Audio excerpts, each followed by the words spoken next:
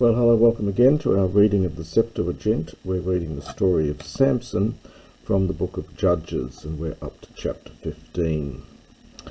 Kai egeneto meth hemeras en hemerais therismu puron, kai episkepsatus Samson ten gunaika autu en orifo aigon, kai epin es elusamai prosten gunaika mu es to tamieon. Now remember, in the previous chapter, his wife had joined with one of his friends, and he now says, and it came to pass, literally after days in the days of. So after some days, in the days of the therismu is the harvest of puron of wheat, so in the days of the wheat harvest, and we get this usual kai when it means then. Samson, episkeptomai is the verb here. He went to visit his wife in, this will be with instrumental use of n here, with a kid from the goats, and he said, I will go to my wife into the tamieon. Well, this is simply a word for chamber, possibly an inner chamber, possibly the women's quarters. Kai uk edo ken auton hopate autes as elthen, and her father literally did not give it to him to enter, so did not allow him to enter. Kai epen hopate autes legon epahoti mison misesas auten. And her father said, or spoke perhaps, saying, Epa, I said that you hated her, hating you hated her. So we're getting this typical use of the verb and the participle here. So speaking, I said that you surely hated her because of what she had done earlier in giving away the secret of the riddle. Kai edoka auten heni turn ekturn philon su, and I gave her to one of your friends. Me uki headelphe autes he neotera autes agathotera hupe auten esto de soi anti autes. Now we get me and uki here. It's a question. So surely her sister, the younger one, the neotera, the one younger than her, the younger one, understand, is agathotera. This is this is not the usual comparison from agathos. It's normally beltion. It's an irregular comparative adjective, but here they've regularized the form, and where they're using huper here in the place of a genitive of comparison, despite the earlier autes here. So perhaps the one younger than her, understand, is more noble, or is better than her. The Greek is very odd here. It's not usual classical Greek. So they're using a genitive of comparison here, I think, with the neotera, the one younger than her, and then is more, is better beyond her, so better than her. Esto de soi anti autes. Let her then be for you in replace of her. That is, take the younger one in place of your wife. Kai epen autois Samson a thoomai kai tohapax alophulon hotipoia ego metauton ponerion. Now the Hebrew and the Greek here are both fairly difficult. And Samson said to them, this is from the verb, well, there is an adjective, athoios, which means guiltless, innocent. And this is a verb here, and this is the perfect, or probably middle of the verb here. So I am guiltless, I am made guiltless once and for all, to hapax, perhaps as regards the Philistines, literally from the Philistines. So, because I do, now, sorry, we get hoti here meaning because, but as we've seen before, hoti is used to translate the Hebrew he, which has a range of meanings, and it's probably when here. So when I do this evil thing, met auton, well, with them. So when I do this evil thing that I'm about to do with them, then I am once and for all innocent in regard to the Philistines. That's about the simplest I can make of that.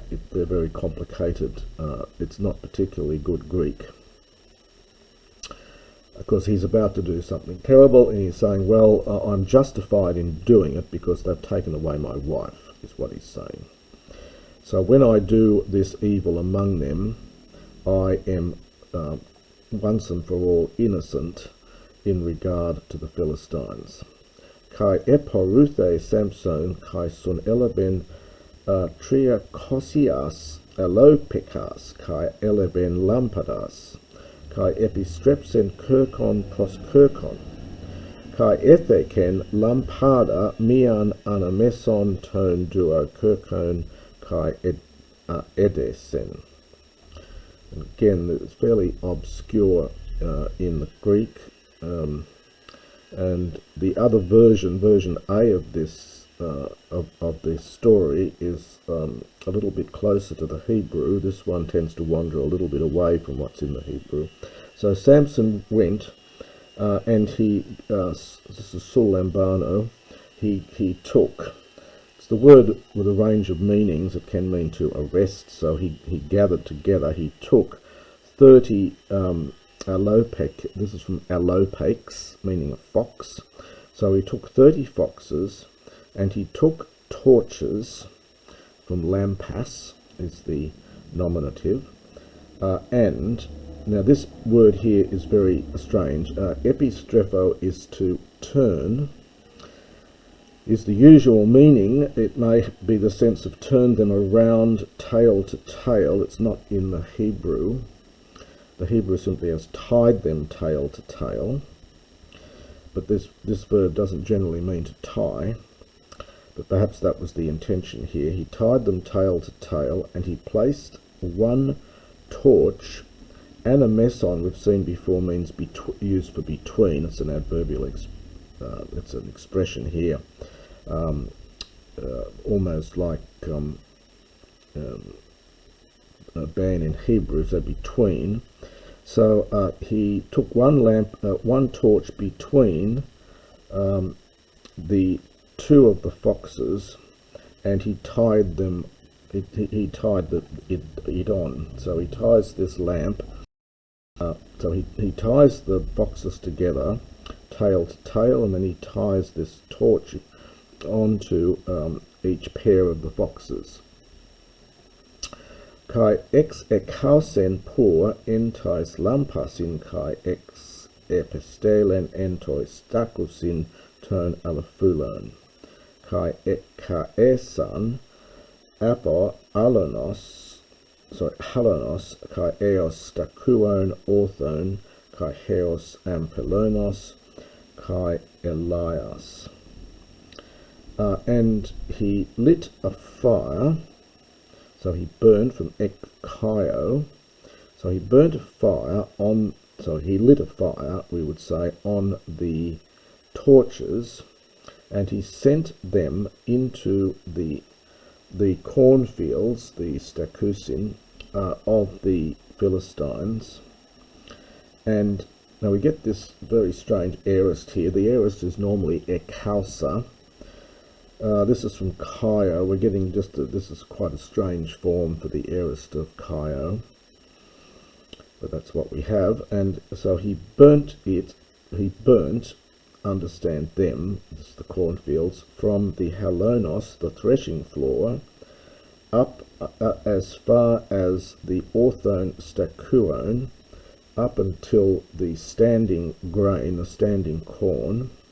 So orthos here is upright, so the upright stalks of corn, and as far as the ampelone, this is a genitive here, ampelone, third declension, as far as the vineyard and the elias and the olives. So the olive fields. Okay, apen hoi alopholoi tis epoiesentauta. So the Philistines said, who has done this? Kai apen Samson honumphios tu thamni. Hoti elaben tain gunaika autu, kai adoken autain to in to philon autu.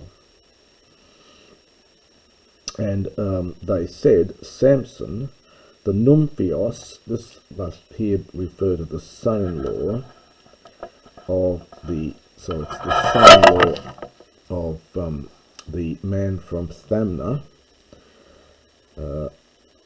I think it really should, it's got a capital here, so the son-in-law of the man from Thamna, who gave his wife, sorry, who took his wife and gave her to the one of his friends. So to here probably for tinny, to a certain one from among his friends. Kai en ebesan hoi alopholoi, kai en epresan autain kaitan patera autes en puri. And the Philistines went up, and they burnt her. This is from M. Pimprami. If you're looking this up, it's N plus Pimprami. Pimprami is an old verb. The mu in Pimprami is a nasal infix. The p at the beginning is the reduplicated present, and the root of it is pray, so Pimprami. And this is the aorist here. So they set fire to her and her father with fire, so they burnt them with fire. So a rather unpleasant ending to them. Kai apen autois Samson, ian poiesiti hutos tautain, hoti a main en dicaso en humin kai eschaton copaso. So they punish the first wife, the wife and her father, but not Samson, probably because he's too strong. And Samson said to them, if you do to her such a thing, because now the hoti amain here is well, it's very elliptic. You have to understand some verb of knowing here. So know that indeed. So since you have dealt with her in this way, understand, know that truly I will get revenge among you. And kai eschaton compasso, well, literally I will work to the end. So in other words, since you have dealt thus with her, know truly that I will that I will do my utmost. I will work to the end, and I will get revenge among you. Kai epatax en autus knemein epimeron plagain megalein. Again, this is a literal rendering of the Hebrew, but the sense is not really that clear. It may have some sense of viciousness here. So literally, he struck them on the leg upon the thigh. So he struck his leg upon the thigh a great play gain, a great blow. So it may mean something like viciously, so he attacked them viciously. Kai katebe, kai ekathesen en tramolia tes petras etam. And he went down and he sat in the... Now this is a very rare word, and the meaning's not completely certain. It's connected with a word meaning a hole, H-O-L-E. And it may be a neologism, that is, it's only just first occurs here. It does occur in the New Testament in Mark 10:25, where it refers to the eye of the needle in that famous saying. The Hebrew here has a word for fork, so it's the whole of the rock of Etam, so presumably in some sort of cave. So we might just say in the cave of Etam. And that's the first part of chapter 15.